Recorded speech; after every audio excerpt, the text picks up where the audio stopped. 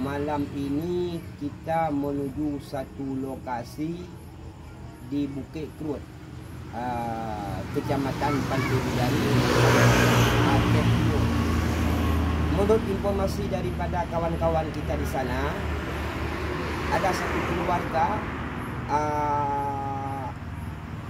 istrinya saya kurang tahu nama dia. Yang pasti suami dia nama Maksum. Beliau ada meninggalkan anak 4 orang.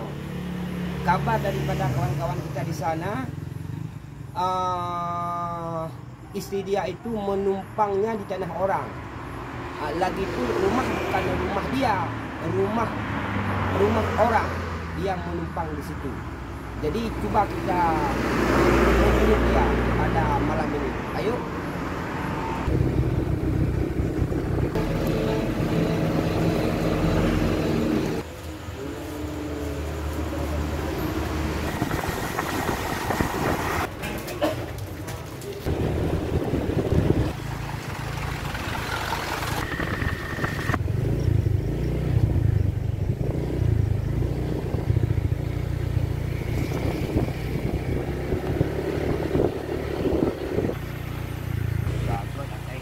Danda pun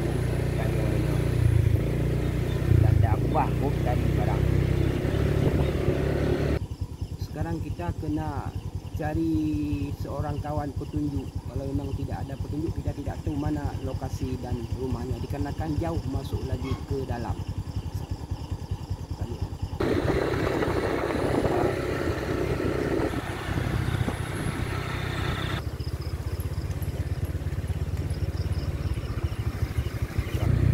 Jalan yang cukup buruk, cukup susah kita jalan.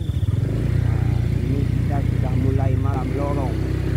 Tengok jalannya seberapa buruk. Sudah bagus jalan pemerintahan Belanda daripada jalan daripada pemborong sekarang. Kalau pemborong Belanda dulu,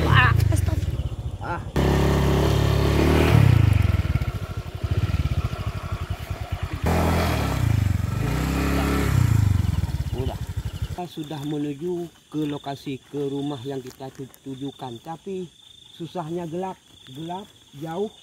Dan ini jalan, tengok jalan, ini jalan sudah bagusnya waktu zaman Belanda ketimbang dengan pemborong sekarang.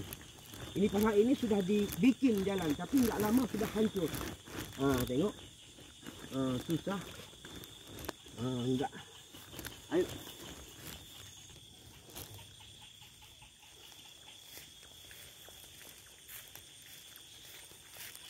Ini kondisi jalan, anak-anak dia pergi sekolah.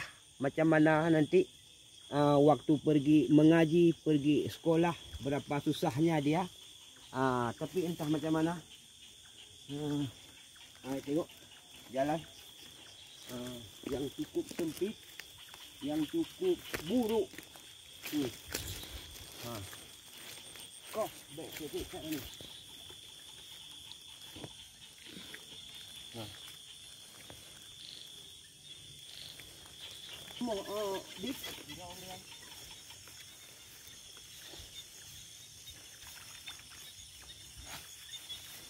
Begitu jauhnya daripada persimpangan kita masuk ke hutan, berapa jauhnya.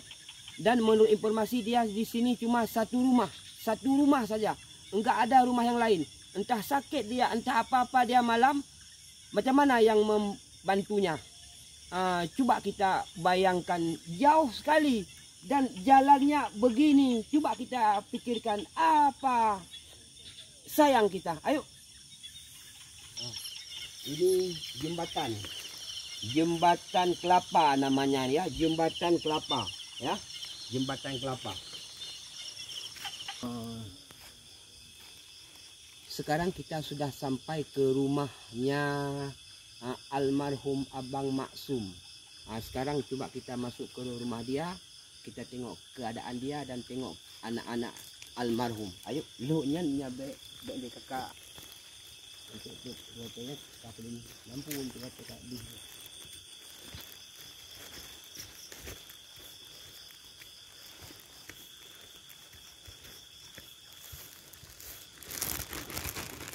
Assalamualaikum.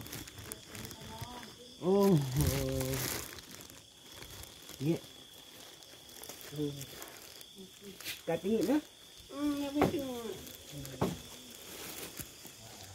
Kita sekarang sudah sampainya ke rumah almarhum. Sudah sampainya ke rumah almarhum Abang Maksum ke rumah almarhum Abang Maksum. Inilah kondisi rumah dia yang cukup jauh daripada perkampungan, cukup jauh. Dia duduk dengan 3 orang anak, dengan 3 orang anak yang masih kecil-kecil, yang masih kecil-kecil. Ya, 4 orang anak yang masih kecil-kecil. Ini tanah-tanah orang, milik orang lain. Bahkan ini rumah-rumah orang, bukan punya rumah sendiri. Bisa kita bilang ini menumpang di rumah orang, menumpang di tanah orang. Inilah kondisi rumahnya sekarang. Mari kita naik, Rumahku lagi yuk naik.